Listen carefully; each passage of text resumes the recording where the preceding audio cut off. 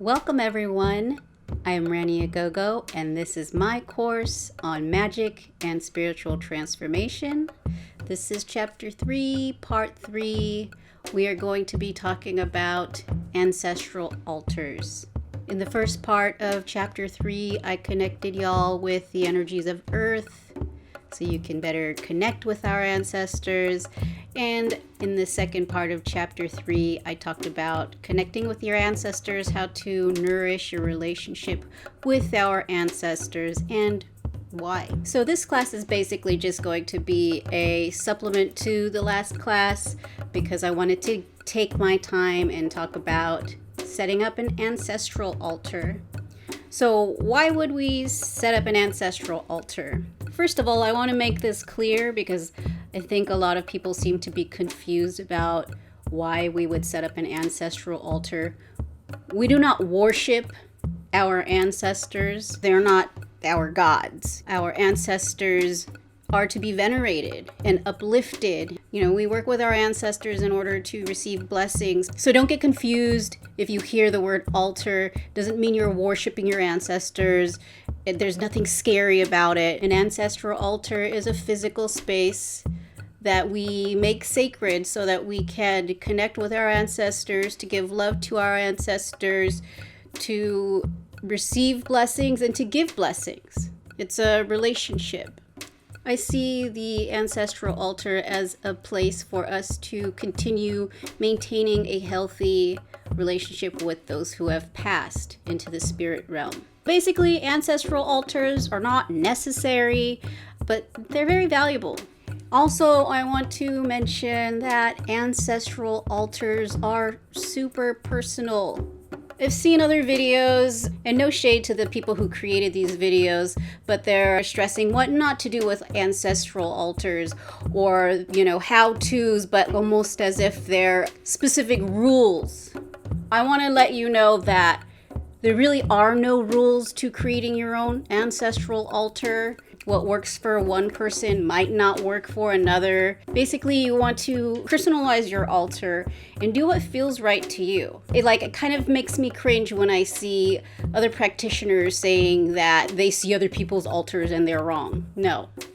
I think that the only thing that you want to keep in mind with an ancestral altar is that it should be clean, but saying, oh, you can only use this color or you can't use that color, I don't subscribe to that. You shouldn't let anyone else's opinions dictate or limit your relationship with your ancestors and with spirit. So try not to feed into those what not to do videos, because you can't go wrong if you're doing this with love. If you're trying to connect with your ancestors with love, if you're trying to create a space with love, you can't go wrong. Have fun with it. So yeah, try not to put too much weight into someone else's opinions or ideas of how to connect with your own ancestors, because your relationship with your family is personal and your ancestors are your family. So with that being said, this video is more about inspiration. I'm just going to give you some ideas on how to create an altar, but at the end of the day, it's your space. Do what makes you happy and do what intuitively feels right when it comes to connecting with your ancestors. So where should you place an ancestral altar? Again, there's no shoulds. You could place your ancestral altar anywhere. I've seen people post about how, oh, you can't have your ancestral altar in your bedroom. Mine is in my bedroom, and it has been for a while for the purpose of these videos. You can have it anywhere you want. I have family overseas that their whole house is one room.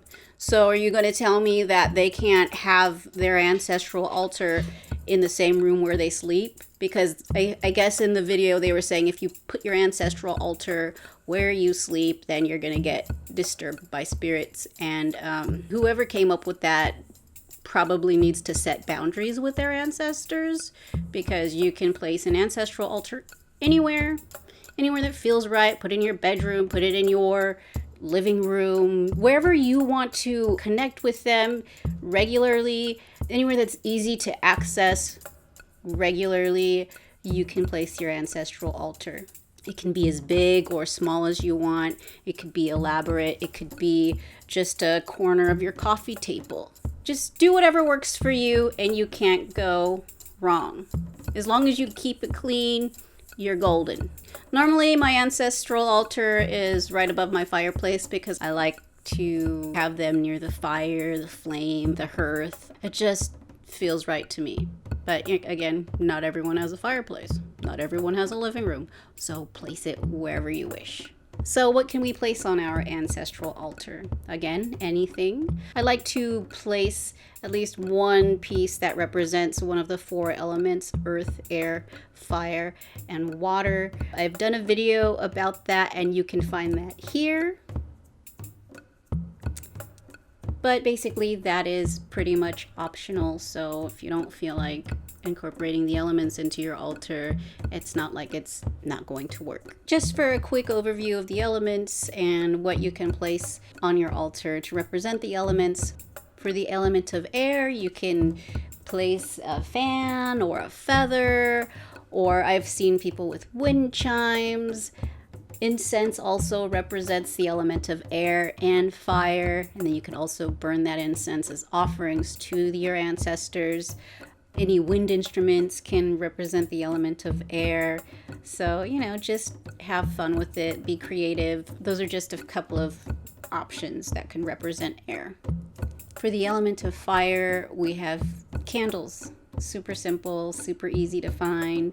I burn candles every day for almost anything, for blessings, as offerings, to send out my intentions. Candles are very important to me. I also make candles. I sell them online in my Etsy shop.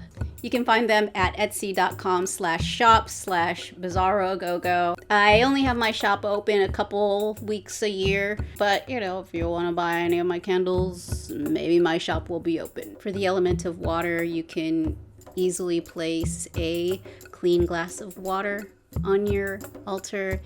This clean glass of water can represent clarity.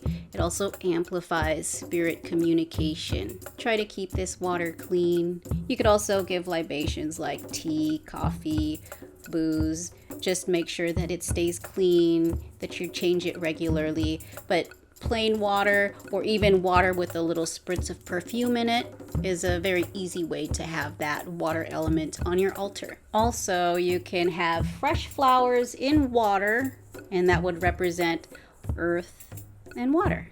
And having fresh flowers on your ancestral altar is a really nice treat. I don't tend to do it year round, but I do every now and then for extra blessings or to give extra love to my ancestors, and they always seem to be received quite well. I've seen videos that were pretty specific about the flowers, but to be honest with you, any flowers would do. Whatever flowers you can find at the market are fine. I've seen videos that talk about not using roses or thorny flowers, and I don't know, my ancestors have asked specifically for roses multiple times. Don't listen to what other people say not to do, because it really does limit your experience, and it could limit something that actually your ancestors really enjoy. I will say though that marigolds and calendula seems to be favored by many ancestors because they represent the sun. They're very uplifting, but really get any flowers that you think are pretty or any flowers that you think smell good, and I'm sure your ancestors will love the flowers that you place on their altar, as long as you keep them from being all old and moldy and shit. Seashells, pearls, and stones that may come from the ocean are also great representations of the element of water. Here I have this big seashell from where my ancestors are from, and I use it to hold my burn bundles. Speaking of burn bundles, I have this beautiful burn bundle from Love and Leaf Boutique. It has marigold, it has lavender, it has mugwort, Smells beautiful, and it's a very beautiful adornment for the altar space. You can burn these or you could leave them as is, and because they're dried and they're beautiful dried, you don't have to worry about changing them regularly. I actually prefer burn bundles or herb bundles over fresh flowers because they last longer and they stay beautiful, and you can burn them. And I love burning shit because I am a fire queen. So I mentioned that the burn bundles can represent the element of earth, but other items that could represent the element of earth are crystals. They come from the earth. Other plants. You could put live plants on your altar. I also have this squash that I grew, and I put it on my ancestral altar for prosperity, to give blessings of prosperity and to ask for blessings of prosperity. Another item that can represent earth is salt. Salt is very cleansing. You could use cleansing salts, put it in a bowl. I also like placing skulls on my ancestral altars because it represents the dead. It represents the bones of our ancestors. I think skulls are a beautiful symbol to represent those who have walked before us. You can also place photos of your ancestors on your ancestral altar if you have any. Having photos of your ancestors isn't necessary, but if you have some, it's nice to have an image of your ancestors. I would suggest not placing any images of family that's still living on your ancestral altar. Just keep it with those who have passed. Other items that you can place on your ancestral altar are items that remind you of your roots. I have seashells from the island that I'm from. I have a crocodile tooth and all kinds of little things that are very personal to my lineage and my path and where I am spiritually. I also have sculptures and trinkets that remind me of my soul ancestry. I'm not going to get into soul ancestry in this chapter, but I do want to mention that I have pieces that represent my blood and bone ancestors and my soul ancestry, my star ancestry. If you want, on your ancestor altar, you can have a little place for candies or food offerings. You can place your food offerings at your dinner table, or sometimes you can place it on your ancestral altar, whatever feels right to you. Another item you can have on your altar space is an altar cloth. That is very optional. I have a nice gold cloth because I love gold, represents prosperity, and it's very meaningful color for me, but you can choose whatever color you want for your altar cloth. Whatever feels uplifting to you or whatever looks nice in your space, because you want your altar space to look good and you want to feel good about the space.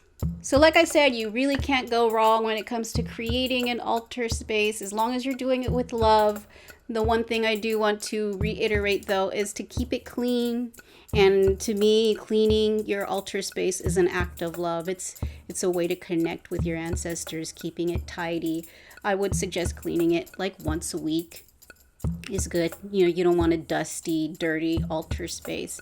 If you'd like, you can clean it with Florida water or cleansing water or perfumed water. Really, whatever works for you is fine. If you use an altar cloth, you can wash it, or in California, we have a drought, so I don't tend to wash the altar cloth every week, but I do go outside and I shake it. I shake off the dust, and I imagine the air infusing with it and freshening it up. I personally feel it's not necessary to waste water if you live in a place where there's a drought. So if you have a lot of water where you live, you can wash your altar cloths, but I like to be mindful of where I live and how I can be in balance with my surroundings. So that concludes my video on how to create a sacred space for your ancestors. I hope you have fun with it. I hope that you create your space with love. And really, if you do that, you can't go wrong. So enjoy connecting with your ancestors. Enjoy uplifting your ancestors, because as you uplift them and your lineage, you uplift yourself. In my next class, I'm going to be doing a very powerful ancestral healing, And I want to note that it doesn't matter when you watch these classes. It doesn't matter if you watch these classes out of order. So just know that if you're watching me now, you're watching at the perfect time.